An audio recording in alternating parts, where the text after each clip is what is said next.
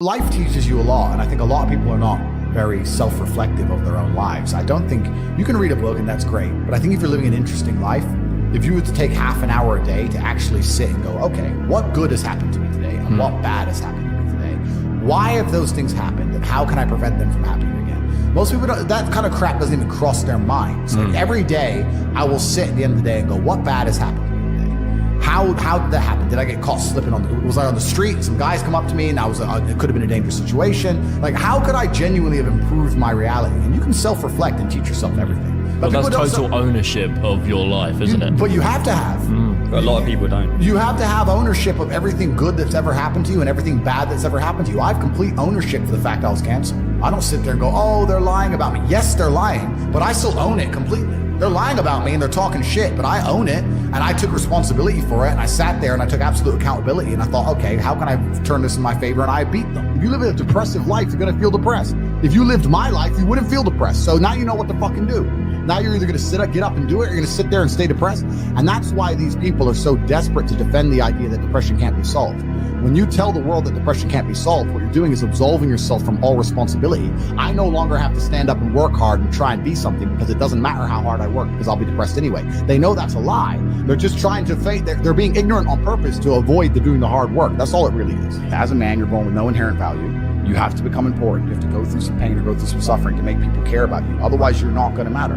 And when I say this about the difference between men and women, they think I'm attacking females. Absolutely not. I'm not attacking women. I'm just saying that a woman can wake up, put makeup on, go to the club, go to the party, and still be a jewel. She still exists. People still want her. As a dude, if you walk into the party and you put no effort into your life, nobody gives a shit. Nobody gives a shit about you. And every man out here knows. And one of the great things about the masculine journey and masculinity is that we've all lived a semi-similar story. It's kind of cool. Like, we've all been the teenager, gets heartbroken. We've all been unimportant. We've all worked hard and then started to get some clout. And then we've all kind of lived the same kind of journey. So I say to everybody out there, yeah, if you don't follow that path and follow that journey and in one way or another get to the top, whether it's fighting, whether it's comedy, whether it's musician, whatever it is, if you're just going to stay somewhere near the bottom and then at the age of 44, email me saying I'm depressed, well, of course you're depressed. You're a fucking loser. Yeah. But that was your choice because you have to build yourself as a man. And if you decide not to build yourself, then your life's going to suck. Smart work or intelligent work is something that most people use to hide and disguise their laziness. And I'll tell you why. Because if you're not a lazy individual, the first thing you do is you dedicate your entire life to work. Like I just said, every gym session I go to is work. Every car I drive is work. I'll film it, I'll use it, whatever it is. Every single thing I do inside of my existence is work. Once I've used all of my human time, every single waking second of every single day, and I now have a pile of work I can no longer complete, then I look to streamline. Then I go, okay, I've been awake for 17 hours and my work isn't finished. I need to find a more efficient way to get my work done. That's when you start being smart and efficient. But until all of your time is used, smart and efficient is a disguise for laziness. It's bollocks, right? Fuck that off. You don't need to be smart or efficient. You need to fucking work. There's still a sense of satisfaction knowing you were forward thinking enough to try your absolute best. Like I have people who are after me, right? If they catch me and I end up getting, for example, heaven forbid, I feel happy. I had a 7-man security team in an armored car and I did my best. Took the precautions. Yeah, but if I'm just walking around like a dummy and then they get me, then it's a different scenario, right? So it is what it is. You have to self-reflect. And I think that, yeah, reading's great, but if you take some time to look, I get this all the time. People say, oh, my girl left me. Why? I don't know, she just left. What do you mean you don't fucking know? Think about it. Why did she leave you? Oh, because she wanted If you think long enough, you'll realize it's because of you. You were not important enough to make her not want to leave. You can sit and say what she did and what she wanted, blah, blah. It's because you couldn't keep her. Because I could have kept her, so you couldn't. So it's your fault, and you're not self-reflecting. And then you're going to go into your next relationship, and because you didn't self-reflect and you haven't grown, you haven't done anything, guess what's going to happen? She's going to leave you again. I do not believe in things that take away power from me. I only believe in things that make me more powerful as an individual. Now, I cannot deny that feeling depressed is real because every single human on the planet sometimes feels depressed. Feeling depressed is real, but being a depressive or having depression is something else. I accept that if I do feel depressed or I do feel sad or I do feel negative, which is actually very rare for me, but if it does ever happen, I understand I'm human and it's an emotion I'm going through and it will pass. People who have depression believe that they have a disease that can't be fixed and can't be cured. You are handing your power away. You're giving your power to an outside source. And you're saying that I have no control over this. It doesn't matter what situation you're in. You need to at least believe you have some degree of control. When I say depression isn't real, I'm not saying you don't feel depressed. I'm saying that you can fix it. It's not a disease that you caught from the sky. You can fix it by taking control of your own mind. Why would I see somebody as my equal? Why would I sit there and see you as my equal when I've suffered my entire life to be valuable and you've refused to suffer and just sit around on your ass all the time? Good. When I've gone through endless pain to be the man I am, and then you just sit there and talk like we're equals. We're not equals. I've been through shit. You decided not to go through shit. That's fine. That was your life decision. That's your prerogative. Yeah. But you have to live with those decisions.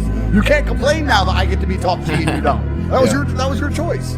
Yeah. So it's kind of, that's the thing about being a man, and that's what I was saying to the kids. It's like, look, you need to get up, and it's going to be very, very difficult. The world's getting harder and harder, especially for men. It's all clout, it's all status. There's no way you're going to matter unless you get up and you work extremely hard. The masculine world is hyper competitive. This is another thing most people don't understand. It's hyper competitive out here. All the women want a few men at the top. The Ferrari, you don't want a Ferrari to drive fast. You want a Ferrari because other men want a Ferrari and can't have one.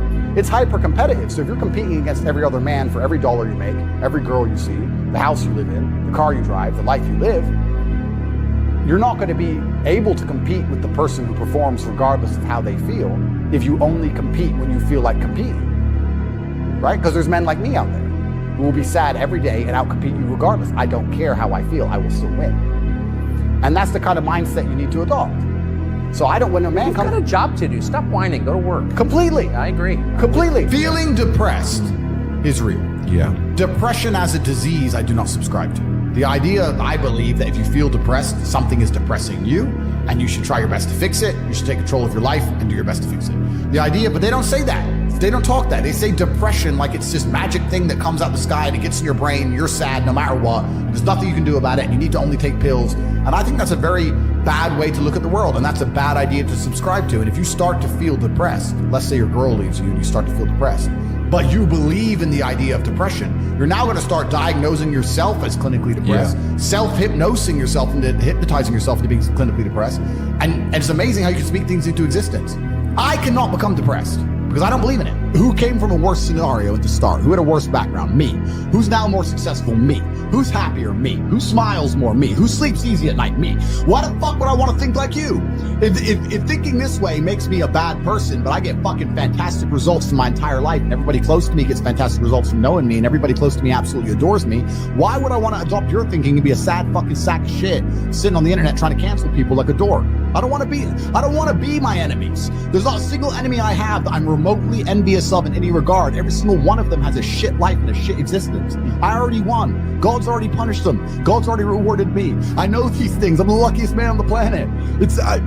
You have to say these things and you have to truly believe them. If you construct a mindset that allows you to be as competent as possible, as opposed to feel any different or feel better, then you're going to naturally come to the conclusions I've come to. You're as competent as possible if you believe you can affect absolutely everything about your life. You're as competent as possible if you believe absolutely everything that's happened to you, whether good or bad, is completely your fault.